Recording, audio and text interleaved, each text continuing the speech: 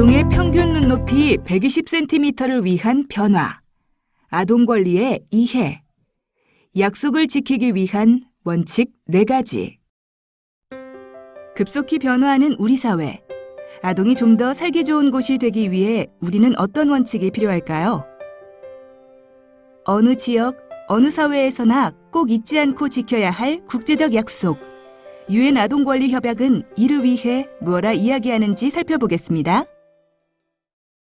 유엔 아동권리협약은 협약을 이행하기 위해 기억하고 실천해야 할 일반 원칙으로 비차별의 원칙, 아동 이익 최우선의 원칙, 생명 생존과 발달의 원칙, 아동 견해 존중과 참여의 원칙, 이렇게 4가지를 제시하고 있는데요. 이 4가지 원칙은 아동의 권리를 보호, 존중, 실현하고 아동 친화적 환경을 조성하기 위해 가장 중요한 규칙이라고 할 수 있습니다.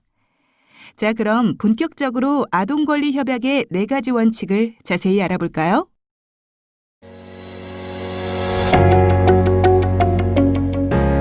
비차별의 원칙. 국제사회가 함께 약속한 모든 아동을 위한 기준과 원칙인 유엔 아동권리협약. 우리 모두가 함께 지켜 나가야 할 공동의 목표인데요. 이 협약에는 4가지 원칙이 있습니다.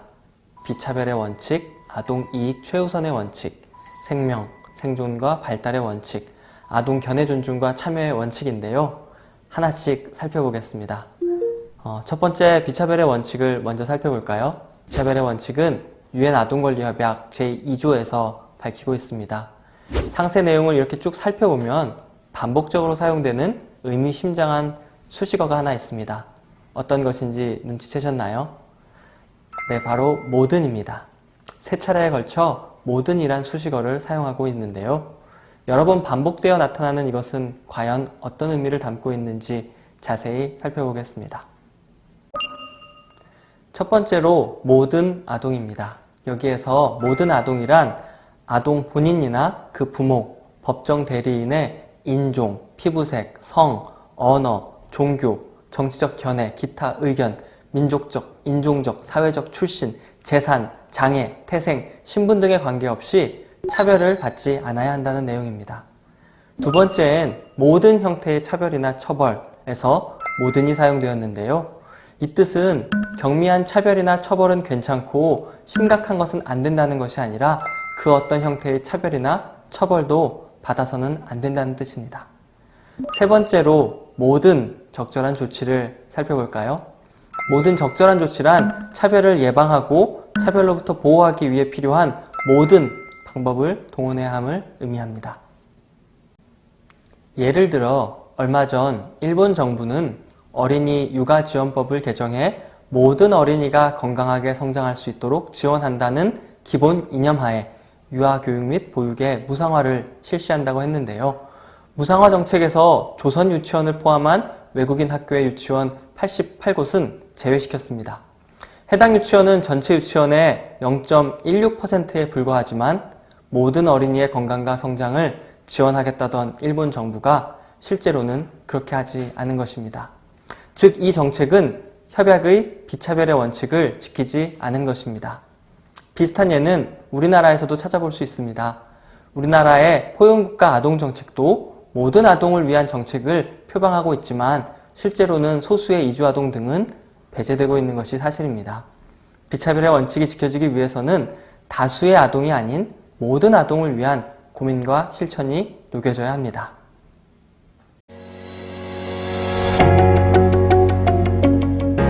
아동 이익 최우선의 원칙. 두 번째로는 아동 이익 최우선의 원칙을 살펴볼까요? 아동 이익 최우선의 원칙은 협약 제3조에 명시되어 있는데요. 여기에서는 아동에 관한 결정을 함에 있어 아동의 권리 보호와 복리 증진을 최우선적으로 고려해야 함을 강조하고 있습니다.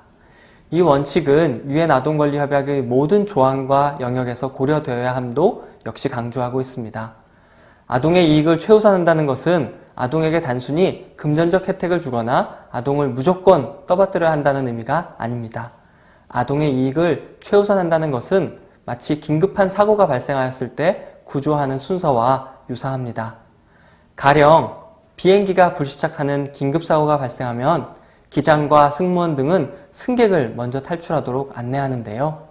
탈출하는 순서는 아동부터 시작하여 성인, 그리고 승무원과 기장이 탈출합니다. 혹여 이러한 탈출 순서가 기장의 생명이 아이들의 생명보다 하찮아서라고 생각하시는 분은 없으실 겁니다. 기장이나 승무원, 그리고 성인, 이들이 앞다투어 먼저 탈출하려 한다면 어떤 일이 벌어질까요? 결국 아이들만 탈출하지 못하고 남겨지는 일이 발생할 수 있습니다.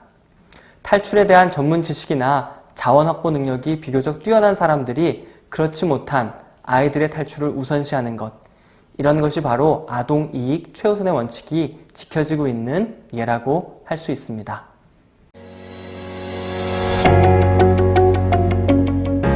생명, 생존과 발달의 원칙.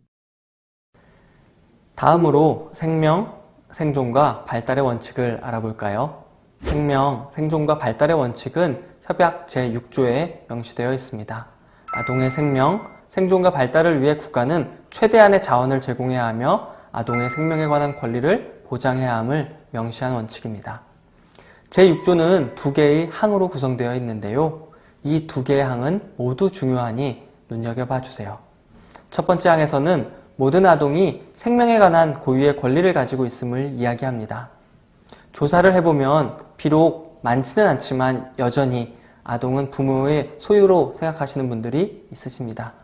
그러다 보니 어린 자녀와 함께 죽음을 택한 경우를 언론에서는 동반자살이라는 표현을 사용하기도 했는데요. 이러한 표현은 영유아의 생사에 관한 결정을 결국 부모가 할 수 있다는 인식에서 나온 것이라 할 수 있습니다. 하지만 모든 생명은 각자가 지닌 고유의 권리입니다. 그 누구도 타인의 생명을 자신의 것이라 주장하거나 내 맘대로 할 수 있지는 않습니다. 그래서 아동의 생명에 대해 이야기하는 것입니다. 두 번째 항에서는 생존과 발달에 대한 최대한의 보장을 이야기합니다. 최소한의 보장이 아닌 최대한의 보장입니다. 그 이유는 아동이 지닌 발달적 특수성에서 찾을 수 있습니다. 아동은 발달에 있어 결정적 시기를 보내기 때문에 그들의 생존과 발달에 최대한의 투자를 해야 하는 것이 중요합니다. 가령 직선을 하나 긋고 그 직선을 따라서 다른 하나의 선을 그어보세요. 선을 긋기 시작할 때부터 삐뚤어지게 선을 긋기 시작하면 점차 그 간격이 벌어지게 됩니다. 보다 이른 아동기에 최대한의 투자를 해야 한다는 것이 어떤 의미인지 알 수 있으시겠죠?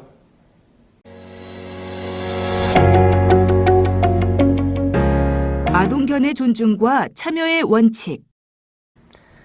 마지막으로 아동 견해 존중과 참여의 원칙을 살펴볼까요? 아동 견해 존중과 참여의 원칙은 협약 제12조에 명시되어 있습니다. 아동이 모든 문제에 있어서 자신의 견해를 자유롭게 표현할 권리를 보장해야 하며 아동의 견해는 아동의 연령과 성숙도에 따라 정당한 비중을 부여해야 한다. 이 원칙에 대해 좀 더 자세히 알아볼까요? 관련해서 한 가지 경험이 떠오르는데요. 제가 부모 교육 등을 통해 만나게 되는 많은 부모님들께 자녀가 어떻게 성장하기를 원하시나요? 라고 질문할 때가 있습니다.